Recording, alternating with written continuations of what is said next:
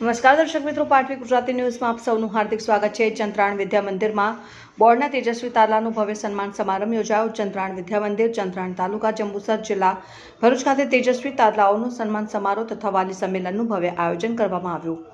મુખ્ય મહેમાન ઇલિયાસભાઈ પટેલ, નવીનભાઈ પટેલ, આસિફભાઈ નાકાવાલા તથા ઉસ્માનભાઈ સરપંચ તેમજ ટ્રસ્ટી મંડળના સભ્યશ્રીઓ ઉપસ્થિત રહ્યા હતા। આ પ્રસંગે ચાલુ વર્ષે બોર્ડની પરીક્ષામાં ધોરણ 10 અને 12માં ફર્સ્ટ ક્લાસ સાથે પાસ થનાર 63થી વધુ વિદ્યાર્થીઓને સંસ્થા તેમજ ગામના અગ્રણીઓના સહકારથી 64,500 રૂપિયાના પ્રોત્સાહક ઇનામો અપાયા તથા સઈદભાઈ ખિલજી તરફથી શિક્ષકોને સારા પરિણામ માટે ગિફ્ટ આપીને સન્માનિત કરવામાં આવ્યા।